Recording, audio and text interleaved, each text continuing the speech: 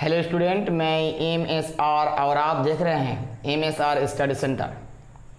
Student, आज हम फिर से आप लोगों के लिए लाए हैं क्लास 10 का और जो क्वेश्चन आंसर जो चल रहा था हम लोगों का क्लास 10th में, उसका आगे बढ़ाते हैं। रासायनिक अभिक्रिया समीकरण चैप्टर का आप लोगों का NCERT किताब का अभ्यास वाला क्वेश्चन का ये रहा आप लोगों का क्वेश्चन नंबर 7। इसके पहले 1 से लेकर 6 तक क्वेश्चन का सॉल्व हम कर चुके हैं।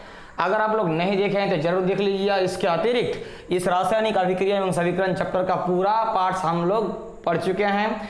अगर आप लोग नहीं देखे हैं तो जरूर देख लीजिए, उसका लिंक आपको डिस्क्रिप्शन में मिल जाएगा। देखना ही होगा ताकि हम लोगों को ये जो क्वेश्चन का हल करेंगे तो वो हम लोगों को समझने में सही रहेगा। अगर ठीक से हम लोग समझ पाएंगे अगर वो देखते हैं तो।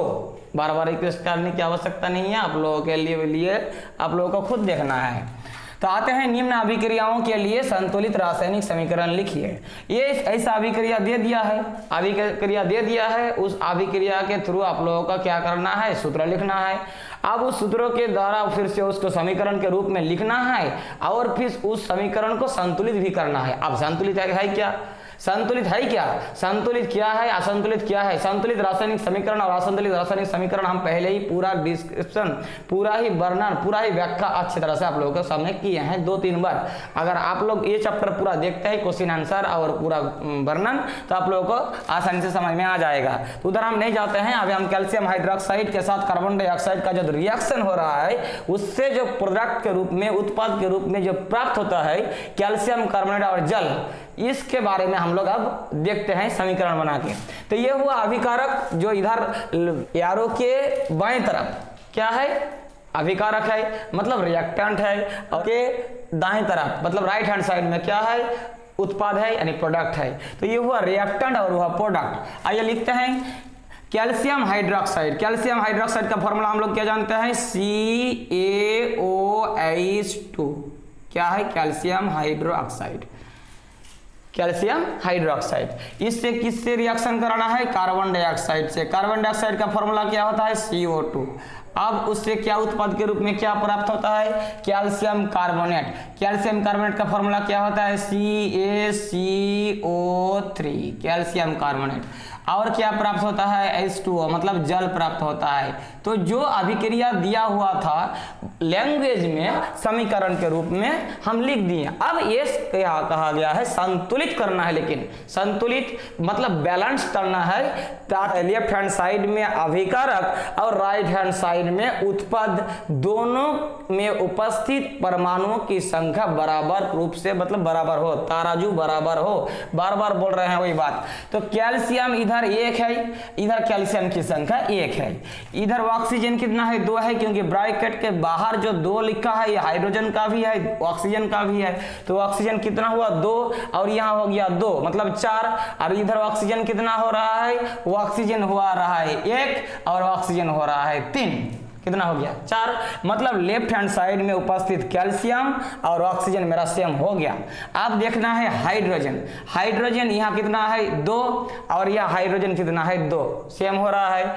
अब देखना है कार्बन। कार्बन है यहाँ 1, कार्बन है यहाँ 1। मतलब कैल्शियम, ऑक्सीजन, हाइड्रोजन और कार्बन जो 4 उत्पाद लेफ्ट हैंड साइड में जो है जितना है, राइट हैंड साइड में प्रोडक्ट के रूप में, उत्पाद के रूप में सेम है। मतलब LHS is equal to RH मतलब दोनों बराबर है। मतलब मेरा समीकरण जो है ये संतुलित है। मतलब इसे हमें संतुलित बनाने की कोई आवश्यकता नहीं है। समझ में आया, क्लियर है। अब आते हैं दूसरे नंबर पर। दूसरे नंबर में मतलब 7 का B है, जिंक के साथ सिल्वर नाइट्रेट का रिएक्शन हो रहा है। दोनों रिएक्टेंट है और रिएक्शन के फलस्वरूप क्या प्राप्त होता है, जिंक नाइट्रेट और सिल्वर उत्पाद के रूप में। आइए देखते हैं। जिंक का जो संकेत होता है वो होता है Zn। अब इससे क्या होगा, सिल्वर नाइट्रेट। सिल्वर नाइट्रेट मतलब Ag मतलब सिल्वर और नाइट्रेट NO3 नाइट्रेट। अब इससे क्या रिएक्शन करा के क्या प्राप्त होता है, जिंक नाइट्रेट ZnNO3 और यहाँ हो जाएगा 2 जिंक का, तो हो जाता है। इसके बाद मुझे और क्या प्राप्त होता है, सिल्वर Ag। समझ में आ रहा है जी। तो अब Ag जो प्राप्त हुआ सिल्वर, अब मुझे इस प्रकार का संकेत के रूप में, फॉर्मूला के रूप में, समीकरण के रूप में हम व्यक्त कर दिए। लेकिन यहाँ कहानी खत्म नहीं होता है। कहानी कहा जाता है कि संतुलित भी करना है आपको। तो संतुलित कर रहे हैं तो देखते हैं कि जिंक का जो यह नंबर है 1 है और यहाँ जिंक का जो संख्या है 1 है, वही सेम है। मतलब इसमें कोई सी प्रकार का टेंशन नहीं आता है। Ag में, Ag मतलब सिल्वर, Ag इधर भी सेम है, कोई किसी प्रकार का कोई भी मतलब कुछ करना ही नहीं है। अब आते हैं नाइट्रोजन में। नाइट्रोजन यहाँ 2 है, क्योंकि ये जो बाहर वाला 2 है ना, वो दोनों का है, नाइट्रोजन का भी ऑक्सीजन का भी।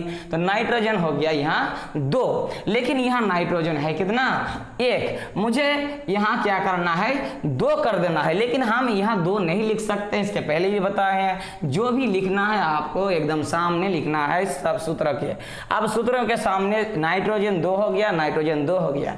लेकिन झमेला लफड़ा यहाँ लग गया क्या कि हम Ag में 2 आ गया, तो जैसे ही Ag में 2 आया तो हम यहाँ कर देते हैं 2Ag हो गया मेरा Ag मतलब कहानी खत्म हो गया, सेम हो गया। नाइट्रोजन भी अब सेम है। अब ऑक्सीजन को देख लेना है कि ऑक्सीजन जो होगा ये 3 और 2 गुना कर देना होगा, तो 3 दूना क्या होता है, 6 होता है। और यहाँ भी ऑक्सीजन 3 दूना 6 होता है, क्योंकि ये 2 ऑक्सीजन का भी है और ये 3 और 2 ऑक्सीजन का गुना कर देंगे तो 6 हो जाता है। मतलब Zn same 1, Ag 2Ag, nitrogen 2, oxygen 6, oxygen 6। मेरा रासायनिक समीकरण क्या हो गया, पूरा बैलेंस्ड हो चुका है। अब आते हैं एल्यूमिनियम के साथ कॉपर क्लोराइड के रिएक्शन के फलस्वरूप उत्पाद के रूप में एल्यूमिनियम क्लोराइड और कॉपर प्राप्त होता है। ये हुआ आपका दे दिया है लैंग्वेज में। हमें क्या करना है, फॉर्मूला या सिग्नल या चिन्ह के रूप में लिखना है। हम जानते हैं एल्यूमिनियम का जो चिन्ह होता है वो Al होता है। आग फिर कॉपर क्लोराइड का फॉर्मूला होता है CuCl2 हो गया कॉपर क्लोराइड। इससे क्या बन जा रहा है, एल्यूमिनियम क्लोराइड। एल्यूमिनियम मतलब Al और एल्यूमिनियम का संयोजकता 3 होता है, तो यहाँ हो गया Cl3 AlCl3। और क्या प्राप्त हो रहा है, कॉपर मतलब Cu। अब देखना है क्या यह बैलेंस्ड है दोनों, और left hand side right hand side दोनों क्या बराबर है। देखते हैं यहाँ क्या हो गया, एल्यूमिनियम 1 खत्म, कॉपर 1 कोई झमेला नहीं। लेकिन झमेला हो गया क्लोरीन में। क्लोरीन लेफ्ट हैंड साइड में 2 है, लेकिन यह क्लोरीन कितना है, 3 है। तो क्या करना है, अब इससे सेम कर देना है। तो सेम करने के लिए मुझे अगर यहाँ 1 देंगे तो होगा नहीं, मिनिमम मुझे कितना लगेगा, 2 लगेगा। 2 में क्लोरीन कितना हो गया, क्लोरीन हो गया आपका 6। अब इधर क्लोरीन 6 करने के लिए मुझे आसानी से यहाँ 3 लगा देना है। तो क्या हो गया, क्लोरीन का यहाँ जो 2 था तो 2 से 3 गुना कर देंगे तो 6 आ जाएगा, यहाँ 2 से 3 कर देंगे तो 6 हो जाएगा। लेकिन समस्या हो गया कि हम तो क्लोरीन के लिए 3 बैठाए हैं, लेकिन कॉपर कह रहा है कि हम लेफ्ट हैंड साइड में मेरा बढ़ गया संख्या, तो इसमें हमको राइट हैंड साइड में क्या बढ़ा देना है, 3 बढ़ा देना है। तो देखिए कॉपर हो गया 3, कॉपर 3। अब क्या झमेला हो गया कि ये जो 2 बैठाए थे क्लोरीन के लिए, लेकिन इसमें एल्यूमिनियम बढ़ गया है, तो एल्यूमिनियम हमको यहाँ बढ़ा देना है कितना, 2। अब सेम हो गया, देखना है एल्यूमिनियम 2, कॉपर 3, क्लोरीन 3 दूने 6, इधर भी एल्यूमिनियम 2, क्लोरीन 3 दूने 6 और कॉपर 3। मेरा बैलेंस हो चुका है। इस प्रकार हम लोग रासायनिक अभिक्रिया को, किसी भी रासायनिक अभिक्रिया जो असंतुलित है, इस प्रकार हम लोग क्या करेंगे, संतुलित करेंगे। इसके पहले भी हम दिए हैं, वो वाला वीडियो जरूर देख लीजिएगा, डिस्क्रिप्शन में लिंक रहेगा। बेरियम क्लोराइड का, अब बेरियम क्लोराइड मानते हैं। बेरियम क्लोराइड और पोटेशियम सल्फेट दोनों जब रिएक्शन करता है तो दोनों के रिएक्शन के फलस्वरूप मुझे बेरियम सल्फेट और पोटेशियम क्लोराइड प्राप्त होता है। अब क्या है कि इसको हम क्या फॉर्मूला के रूप लिख देंगे, बेरियम क्लोराइड का फॉर्मूला होता है BaCl2 हो गया बेरियम क्लोराइड। अब इससे क्या हो जाएगा, पोटेशियम सल्फेट का फॉर्मूला क्या होता है, K2SO4, ये होता है पोटेशियम सल्फेट का फॉर्मूला। अब इसके रिएक्शन जब करता है दोनों तो बेरियम सल्फेट प्राप्त होता है, BaSO4 बेरियम सल्फेट आता है। पोटेशियम क्लोराइड मतलब KCl, potassium chloride, KCl potassium और क्लोरीन जब मिलता है तो पोटेशियम क्लोराइड। तो बेरियम क्लोराइड आप देखना है क्या समीकरण संतुलित है। देखते हैं क्या संतुलित है, क्या बेरियम 1 बेरियम 1 सेम हो गया, क्लोरीन 2 लेकिन क्लोरीन यहाँ 1 है, मुझे पहले इसको 2 बना देना है। क्लोरीन हो गया मेरा कितना 2 हो गया, क्लोरीन 2 हो गया। लेकिन आप पोटेशियम में जाते हैं तो पोटेशियम में 2K मतलब पोटेशियम कितना है 2 है, इधर भी पोटेशियम 2 है।